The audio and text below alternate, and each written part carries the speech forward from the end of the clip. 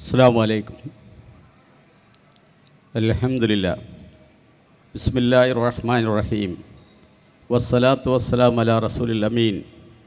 സഹോദരങ്ങളെ, യുവതയുടെ ശബ്ദമായ ശബാബ് 50 വർഷം പിന്നിടുകയും അതിൻ്റെ പ്രയാണങ്ങളിലെ ഓർമ്മകൾ പുതുക്കുകയും ചെയ്യുന്ന ഈ സന്ദർഭത്തിൽ നമ്മുടെ മുൻ സെഷനിൽ പറഞ്ഞിട്ടുള്ള കാര്യങ്ങളൊന്നും പറയാതെ അനുഭവങ്ങളുടെ ചില അനുബന്ധങ്ങൾ ചേർത്തുകൊണ്ട് എൻ്റെ സമയം വിനിയോഗിക്കണം എന്നാണ് ഞാൻ വിചാരിക്കുന്നത്. പ്രിയങ്കരനായ CM മൗലവിയെ പോലുള്ള ആളുകൾ ഇവിടെ ഉണ്ട്. യുവാക്കൾ, യുവത, യുവത്വം എന്നീ നാമങ്ങളിൽ അറിയപ്പെടുന്ന ഒരു മഹാപ്രസ്ഥാനം ശബാബ് അരനൂറ്റാണ്ട് പിന്നിട്ടിരിക്കുകയാണ്.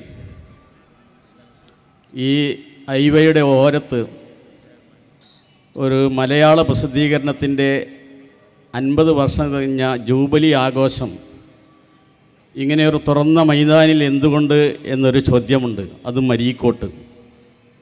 ആ ചോദ്യത്തിന് അരീക്കോട്ടുകാർക്കെങ്കിലും ചെറിയ മറുപടി ഉണ്ടാകും എന്ന് ഞാൻ വിചാരിക്കുകയാണ്. അരീക്കോട്ട മണ്ണ് യുവതക്ക് ഏറെ വളക്കൂറുള്ളൊരു മണ്ണാണ്. എന്തുകൊണ്ട് ശബാബ് അരീക്കോട്ട് നിന്ന് പുറത്തു വന്നു? എന്തുകൊണ്ട് ശബാബിന് അരീക്കോട്ട് നിന്ന് കരുത്ത് ലഭിച്ചു? അതിൻ്റെ ആവേശകരമായ വികാസത്തിൻ്റെ ഏടുകളൊക്കെ അരീക്കോട്ട് നിന്ന് എന്തുകൊണ്ട് തുന്നിച്ചേർക്കപ്പെട്ടു എന്ന ചോദ്യത്തിന് ഏതാനും സൂചനകൾ പറഞ്ഞുകൊണ്ട് ഞാൻ അവസാനിപ്പിക്കുകയാണ്. അരീക്കോട്ട് അങ്ങാടിയിൽ 2 വലിയ സാംസ്കാരിക സ്ഥാപനങ്ങളുണ്ട്. ആ 2 സ്ഥാപനങ്ങളുടെയും പേര് യുവാക്കൾ എന്നാണ്. പേര് ഞാൻ പറയാം, അരീക്കോട്ടുകാർക്ക് മനസ്സിലാകും. ഒന്ന് YMB, തൊട്ടടുത്ത് ഒരു 25 അടി അപ്പുറത്ത് YMA, യങ് മുസ്ലിം ബ്രദർഹുഡ് എന്നാണ് YMBയുടെ പൂർണ്ണനാമം. 1955 YMB രൂപീകൃതമാകുന്നത്. അതിൻ്റെ 3 വർഷങ്ങൾക്ക് മുമ്പ് സ്ഥാപിതമായ ഒരു മഹാസ്ഥാപനമാണ് YMA. 1952 YMA ഉണ്ടായതെങ്കിൽ 1955 YMB ഉണ്ടായത്. അതിൻ്റെ പേരും ഇങ്ങനെ തന്നെയാണ്, YMA, യങ് മെൻസ് അസോസിയേഷൻ. വിശദമായ തലങ്ങളിലേക്ക് ഞാൻ പോകുന്നില്ല. കേരളത്തിലെ ഐക്യസംഘത്തിൻ്റെ പ്രവർത്തനങ്ങൾ നിലച്ച പശ്ചാത്തലത്തിൽ അരീക്കോട്ട് നിന്ന് അതിമഹത്തായ ഒരു നവോത്ഥാനം ആരംഭിച്ചിട്ടുണ്ട്. അത് 1945 വർഷത്തിലാണ്. നേരത്തെ ഇവിടെ അധ്യക്ഷനായ പ്രിയപ്പെട്ട NB അബ്ദുറഹ്മാൻ സാഹിബിൻ്റെ പിതാവിൻ്റെ നേതൃത്വത്തിൽ നടന്നിട്ടുള്ള ഒരു മഹാസംഭവമാണ് അരീക്കോട് ജംഇയ്യത്തുൽ മുജാഹിദീൻ സ്ഥാപനം. ഞാനതിൻ്റെ പഴയ ചരിത്രം പരിശോധിച്ച് നോക്കുമ്പോൾ 1945 അത് ആരംഭിക്കുന്നത്. അതിലെ ആദ്യത്തെ അംഗങ്ങളൊക്കെ ഏതാണ്ട് 40 വയസ്സിന് താഴെയുള്ളവരായിരുന്നു എന്നാണ് ഞാൻ മനസ്സിലാക്കിയിട്ടുള്ളത്. ആ ജംഇയ്യത്തുൽ മുജാഹിദിൻ്റെ പ്രവർത്തന പരിചയത്തിലെ അനുഭവങ്ങളാണ് കേരളത്തിലെ ഇസ്ലാഹി പ്രസ്ഥാനത്തിൻ്റെ നേതൃസംഘടനയായ കേരള നദ്വത്തുൽ മുജാഹിദീൻ സ്ഥാപിതമാവാൻ കാരണമായത് എന്ന് ഞാൻ മനസ്സിലാക്കുകയാണ്. അങ്ങനെ സ്ഥാപിതമായ കേരളത്തിലെ ആദ്യത്തെ ജനകീയ പ്രസ്ഥാനം, പണ്ഡിതന്മാരും ബുദ്ധിജീവികളും സാധാരണക്കാരും ഉൾക്കൊള്ളുന്ന മുഴുവൻ ആളുകൾക്കും പരിഷ്കരണ പ്രവർത്തനങ്ങളിൽ ചേർന്ന് നിന്ന് പ്രവർത്തിക്കാനുള്ള ആദ്യത്തെ തലമാണ് കേരള നദ്വത്തുൽ മുജാഹിദീൻ. കേരള നദ്വത്തുൽ മുജാഹിദീൻ്റെ സ്ഥാപന കാലത്തെ ആദ്യത്തെ ജനറൽ സെക്രട്ടറി NV അബ്ദുസ്സലാം മൗലവിയായിരുന്നു. ഇന്നത്തെ നമുക്ക് അത്ഭുതം തോന്നുന്ന വിധത്തിൽ സ്ഥാപിത KNMൻ്റെ ആദ്യത്തെ ജനറൽ സെക്രട്ടറിയുടെ പ്രായം 35 വയസ്സായിരുന്നു. 1945 മുതൽ 1955 വരെയുള്ള 10 വർഷക്കാലം അരീക്കോട്ടെ സാമൂഹ്യ രംഗത്തുണ്ടായിട്ടുള്ള വിപ്ലവകരമായ എല്ലാ തുടർ പ്രവർത്തനങ്ങളുടെയും തുടക്കക്കാർ ചെറുപ്പക്കാരായിരുന്നു എന്നാണ് ഞാൻ മനസ്സിലാക്കുന്നത്. ആ ഒരു മണ്ണിനെ ഇസ്ലാഹി പ്രസ്ഥാനത്തിൻ്റെ അന്നത്തെ നേതൃനിരയിലുള്ള ആളുകൾ നന്നായി ഉപയോഗപ്പെടുത്തിയതിൻ്റെ ഫലമായിട്ടാണ് ശബാബിൻ്റെ തുടക്കവും അതിൻ്റെ വികാസവും അരീക്കോട്ട് വെച്ച് നടന്നത് എന്ന് ഞാൻ വിചാരിക്കുകയാണ്. ഇന്ന് അത് പറയുമ്പോൾ കേരള നേതൃത്വത്തിൽ മുജാഹിദീനും കേരള ജമിയത്തുൽ മുജാഹിദീൻ എന്ന് പറയുന്ന അരീക്കോട്ടെ സംഘവും YMBയും YMAയും ഒക്കെ എവിടെ നിൽക്കുന്നു എന്ന് ആലോചിക്കാൻ അരീക്കോട്ടുകാർക്ക് അവകാശമുണ്ട് എന്ന് ഞാൻ വിചാരിക്കുന്നത്. യുവാക്കളായ ആളുകൾ വരുന്ന തലമുറയിലേക്ക് സംസ്കാരത്തിൻ്റെയും വിദ്യാഭ്യാസത്തിൻ്റെയും വികാസത്തിൻ്റെയും തലങ്ങളിലേക്ക് സകലമാന ആളുകളെയും കൈപിടിച്ചുയർത്തുന്നതിന് വേണ്ടി സ്ഥാപിതമായിട്ടുള്ള യുവാക്കളുടെ വേദിക്ക് ഇന്ന് എന്ത് സംഭവിച്ചു എന്നതിനെക്കുറിച്ച് ആലോചിക്കാൻ വേണ്ടി മാത്രമാണ് ഞാൻ ഈ ചരിത്രം ആമുഖമായി ഇവിടെ സൂചിപ്പിച്ചിട്ടുള്ളത്. അതോടൊപ്പം അങ്ങനെയുള്ള ഒരു കാലഘട്ടത്തിൽ കേരളത്തിലെ നവോത്ഥാന പ്രസ്ഥാനത്തിൻ്റെ ബഹുജന സംഘടനയായ കേരള നേതൃത്വത്തിൽ മുജാഹിദിൻ്റെ സ്ഥാപക സെക്രട്ടറി 35കാരനായിരുന്നു എന്ന് പറഞ്ഞാൽ യുവാക്കൾ ഈ വിപ്ലവ പ്രസ്ഥാനത്തെയും ഇവിടെ നടന്നിട്ടുള്ള നവോത്ഥാന പ്രവർത്തനങ്ങളിലും എങ്ങനെയൊക്കെ പങ്കാളികളായിരുന്നു എന്ന് മനസ്സിലാക്കാൻ നമുക്ക് സാധിക്കും. അതിൻ്റെ ആ വളക്കൂർ ഉപയോഗപ്പെടുത്തിക്കൊണ്ടാണ് ശബാബ് അരീക്കോട്ട് നാമ്പെടുത്തത് എന്ന് ഞാൻ മനസ്സിലാക്കുകയാണ്. ആ നാമ്പെടുക്കലിൻ്റെ സൂചനയായിട്ടാണ് പ്രിയപ്പെട്ട KV മൂസ സുല്ലമി, KK മുഹമ്മദ് സുല്ലമി പോലുള്ള, അതുപോലെ അവരുടെയൊക്കെ ഇളയ സഹോദരനായ K അബ്ദുസ്സലാം മാഷ് പോലുള്ള ആളുകൾ ശബാബിൻ്റെ തുടക്കക്കാരിലും അതിൻ്റെ വികാസത്തിലുള്ള പ്രയോക്താക്കളുമായി മാറിയിട്ടുള്ളത്. ഒരു പ്രസ്ഥാനം അത് വികസിക്കണമെങ്കിൽ 2 തലത്തിലുള്ള വിഭവങ്ങൾ അനിവാര്യമാണ്. നമ്മളെല്ലാവരും വിചാരിക്കുന്നത് പണമുണ്ടായാൽ എല്ലാം നടക്കുമെന്നതാണ്. അതിൽ നിന്ന് വ്യത്യസ്തമായി ഭാവനാസമ്പന്നരായ നേതൃനിരയിലുള്ള ആളുകളുണ്ടാവുക. അതാണ് KV മൂസ സുല്ലമി എന്ന് പറയുന്ന, ബഹുമാന്യനായ KK മുഹമ്മദ് സുല്ലമി എന്ന് പറയുന്ന, ബഹുമാന്യനായ K അബ്ദുസ്സലാം മാഷ് എന്ന് പറയുന്ന നേതൃനിരയിലെ 3 വ്യക്തികൾ. അവർ ഭാവനാസമ്പന്നരായിരുന്നു, അവർ സന്നദ്ധരായിരുന്നു, അവർ സമർപ്പിതരായിരുന്നു. അവരുടെ സമർപ്പണവും സന്നദ്ധതയുമാണ് ശബാബിന് തുടക്കം കുറിച്ചത്, അതിൻ്റെ വികാസത്തിന് സഹായിച്ചത് എന്ന് പറയുമ്പോൾ അന്നത്തെ യുവതയെക്കുറിച്ച് അന്നത്തെ ശബാബിന് വലിയൊരു കാഴ്ചപ്പാടും ആഗ്രഹവും ഉണ്ടായിരുന്നു എന്ന് നമുക്ക് മനസ്സിലാക്കാൻ സാധിക്കും. എന്നാൽ അങ്ങനെ സന്നദ്ധരായ ആളുകൾ മാത്രമുണ്ടായത് കൊണ്ട് സാധ്യമാവുകയില്ല. അതോടൊപ്പം തന്നെ ഭാവനാസമ്പന്നരായ ആളുകളുടെ അനിവാര്യതയുണ്ട്.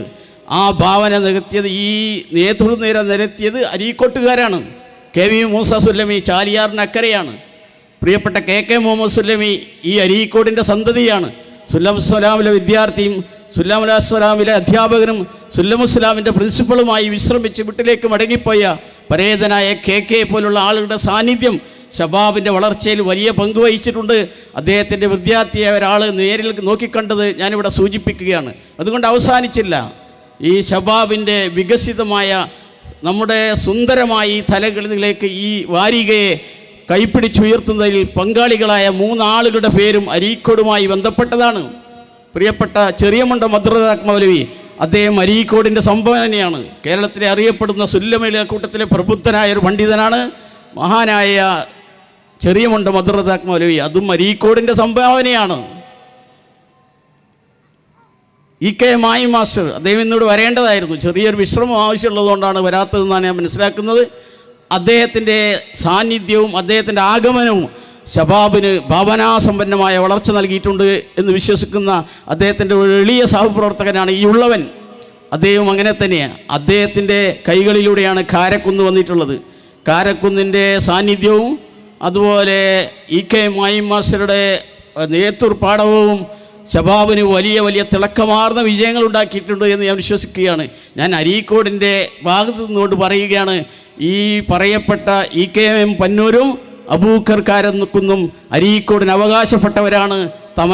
തമാശയോടുകൂടി ഞാൻ പറയട്ടെ, അവർ 2 പേരും അരീക്കോട്ടെ പുതിയാപ്പിളമാരാണ്. 2 പേരും കല്യാണം കഴിച്ചിട്ടുള്ള അരീക്കോട്ടെന്നാണ്. അപ്പോൾ അരീക്കോടിന് ശബാബ് എന്ന് പറയുന്ന ഈ മഹാപ്രസ്ഥാനത്തിനും അത് പ്രതിദാനം ചെയ്യുന്ന മൂവ്മെൻറ്റിനും വലിയ പിന്തുണ നൽകാൻ സാധിച്ചിട്ടുണ്ട് എന്നാണ് ഞാൻ വിശ്വസിക്കുന്നത്. ആ വശം ഞാൻ അവസാനിപ്പിക്കുകയാണ്. രണ്ടാമതായി ഇവിടെ പറയാനുള്ളത്, നമ്മൾ ശബാബിനെക്കുറിച്ച് 1-2 ആഗ്രഹങ്ങൾ ഞാനിവിടെ പങ്കുവെക്കുകയാണ്. ശബാബ് യുവാക്കളുടേതാണ്. ശബാബ് യുവാക്കൾക്ക് വേണ്ടിയിട്ടാണ്. ശബാബ് യുവതയ്ക്ക് വേണ്ടിയിട്ടാണ് നിലകൊള്ളുന്നതും പ്രവർത്തിക്കുന്നതും. പക്ഷേ ഈ 50 വർഷം പൂർത്തിയാകുമ്പോൾ ശബാബിൻ്റെ പിന്നണി പ്രവർത്തകരായ ആളുകളുടെ മുമ്പിൽ ഞാനൊരാശങ്ക വെക്കുകയാണ്. ശബാബ് അവരുടെ പ്രായം അംഗീകരിച്ച് വാർദ്ധക്യത്തിലേക്ക് മടങ്ങുമോ എന്ന് എന്നെപ്പോലെയുള്ളവർ ആശങ്കിക്കുന്നു. ഈ ആശങ്കയ്ക്ക് മറുപടി പറയേണ്ടത് ഈ ജൂബിലി ആഘോഷമാണ് എന്ന് ഞാൻ വിചാരിക്കുകയാണ്. എന്താ പ്രായത്തിനുള്ള പ്രത്യേകത? പ്രായത്തിനുള്ള പ്രത്യേകത മൗലവിയുടെ ഉണ്ട്.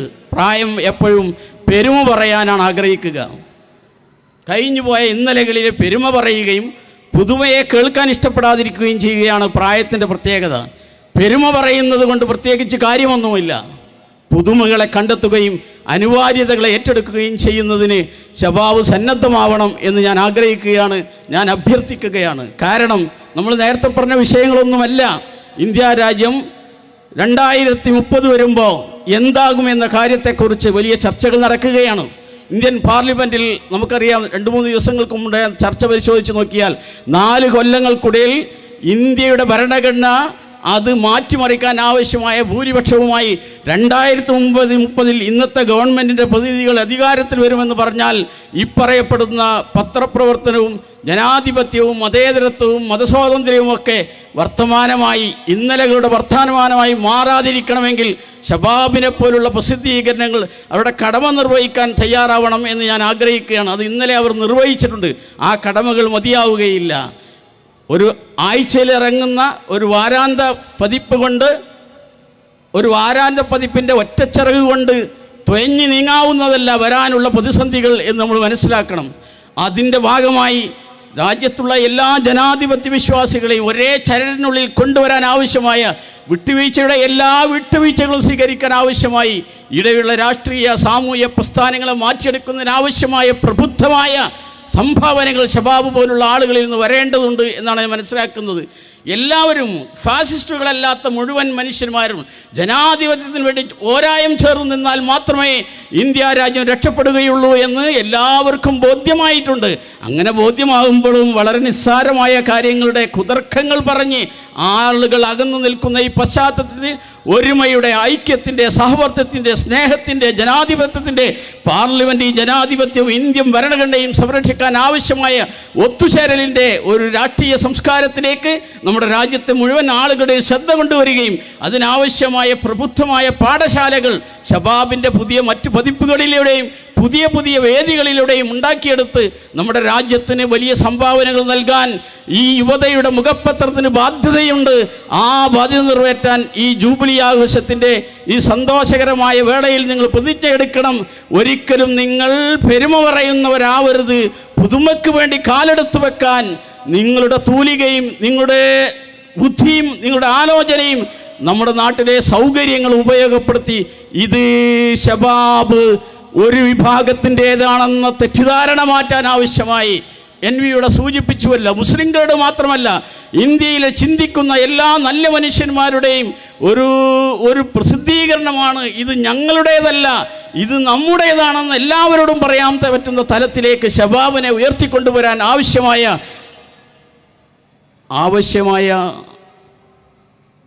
തുടർ പ്രവർത്തനങ്ങൾക്ക് പ്രചോദനം നൽകാൻ ഇന്നത്തെ ഈ ജൂബിലിയിൽ സംഗമിച്ച നമ്മളും ഇതിന് ബന്ധപ്പെട്ട ആളുകൾക്കും സാധ്യമാവട്ടെ എന്നാഗ്രഹിച്ചുകൊണ്ട് ഞാൻ അവസാനിപ്പിക്കുന്നു. അസ്സലാമു അലൈക്കും.